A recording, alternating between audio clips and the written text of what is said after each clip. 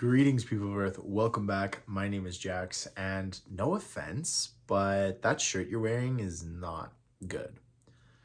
So, what is it with this idea of no offense, but, and then you say whatever offensive thing comes to mind?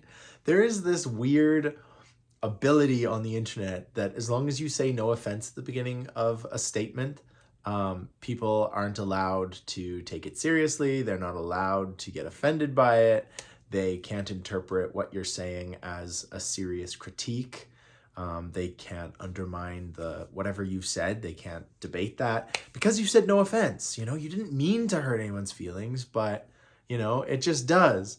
And this is such a common thing. You see celebrities doing it. You see all kinds of politicians and just people in their daily lives saying like, no offense, but you've gained a little bit of weight. Like, how is that not supposed to be taken as some kind of hurtful statement? I think the internet and human beings in general are very good at masking intention and masking what they're really trying to say. And sometimes they aren't very discreet about it. They're very open and direct about it, and it can be really difficult to navigate this without coming off as a spaz or coming off as all of these hurtful things that people say, to sort of encourage you to be complacent and to not say anything and to just suck it up and deal with it. The number of times that somebody has started a conversation with me with the phrase, no offense, okay, my brain is just ready. My body physically tenses. I'm like, okay, here we go. It's going to be really offensive. It's going to hurt. And usually it does. Usually it is, something that is not kind to say. And you hear about this sort of the other side of the debate where people say that, people are so sensitive, they need to be able to take a joke. They need to be able to grow up and deal with it. Okay, there might be something said for, not taking everything you hear super seriously and having a bit of humor and self-deprecation and being able to kind of roll with the punches and not be offended by it. But that doesn't excuse offensive or just mean and nasty comments and things like that, I feel like I see this issue in a very middle of the highway, middle of the road kind of position because, for example, I live in Canada where hate speech, you can be criminally prosecuted for what you say in person, online, in your daily life.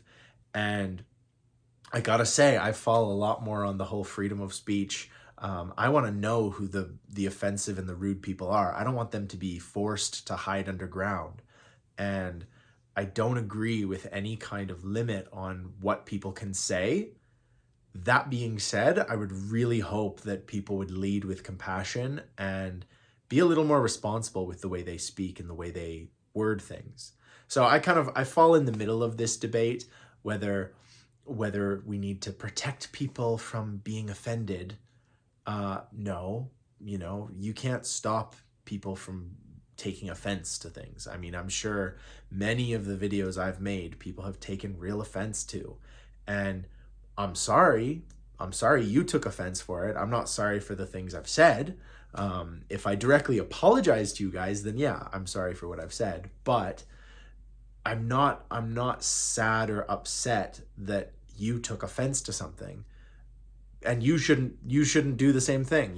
We should have this understanding and this sort of unspoken agreement that we can hold each other accountable. We can hold each other to a specific standard, and when one of us breaks that standard, we can be called out for it. And hopefully it can be debated and worked out, and at the end somebody apologizes and the behavior is corrected, hopefully.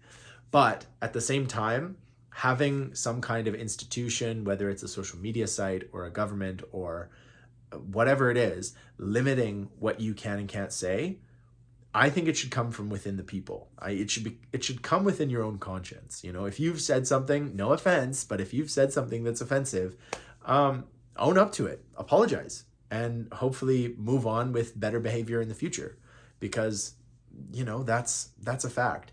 And then on the other side, if you take offense to, everything that's said by every lunatic online or, ridiculous person, it might be time for some self-evaluation.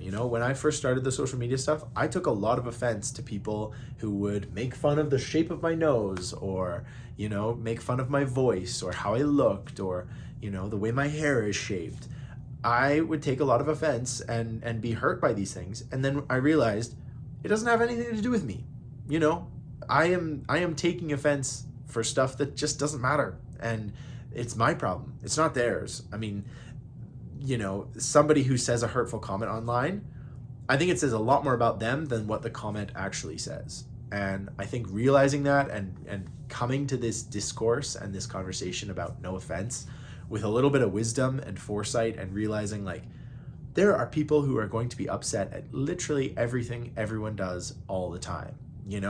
I have seen celebrities or billionaires or whatever donate billions of dollars to charity, and people say incredibly offensive things. They talk about conspiracy theories, and it's like, whether you like this person or not, money is going to a cause that it needs to go to, and yet you're offended by this action. Like, what would you have preferred to happen in that situation? That the billionaire just keeps all of his money? I don't get it, right? So you're gonna get negativity no matter what. You're going to get offense. The world is offensive. The entire world, every single aspect of it. When a lioness takes down a gazelle, that's offensive. That's so mean. Oh my gosh, why are you doing that? Like go eat some grass instead, like whatever. No, the world is inherently designed to be offensive. It's crazy. There are problems in this world that, I think we should work towards fixing as we can. But you can't change the fact that people are going to be offended by no matter what you do. You make a right move, that wasn't the right move in some people's mind. And so this is the kind of debate that goes on. And then switching over to the other side again, why do you have to offend people? Why exactly do you have to say hurtful comments to people? Does it make you feel better? Is it that bully effect? Somebody who is bullied at home goes to school and they bully other people to try and make themselves feel better, to make them feel like they're the one in power. And not every person who has like a rough home life like that goes on to be a bully. And so there's a specific thing within all of us. We have the capacity for just being an understanding human being or being a jerk. And it's unfortunate that exists, because it doesn't really have to. When you think about it, humans don't really have to bag on other humans. There's no need. We don't live in a zero-sum world. We have the technology and the skills and the ability that everybody could have good opportunity, not equal opportunity, but good opportunity. And so the idea that I need to throw shade on other social media influencers and that'll make me feel better and that'll boost me up, I don't engage in that. I don't engage in that kind of behavior. But I see it, and I see other social media personalities and influencers sort of talking shade about each other, and some of it's contrived. I know that some of it is designed to elicit emotion and get people to follow, and oh my gosh, the drama between this person and this person. A lot of that is fake.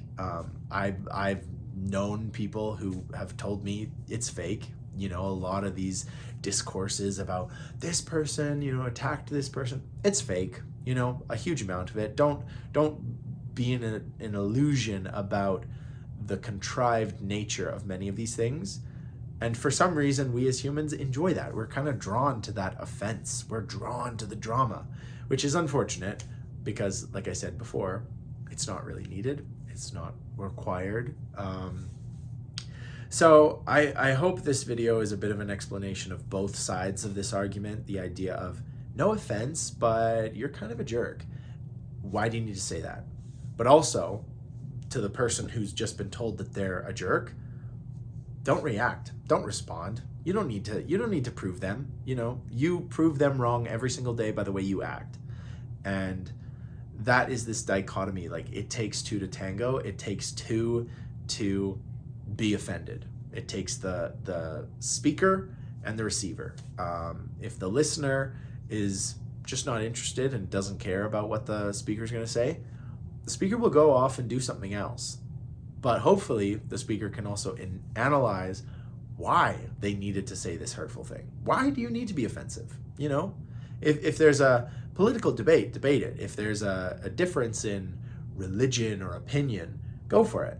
But there's no need to attack the physical appearance of somebody that you're talking to, or there's no need to shame or, you know, get all emotionally attached in some of these arguments. I see people getting personally offended by specific topics that they're not even really invested in. Nothing to do with you, but you're getting like personally offended by it.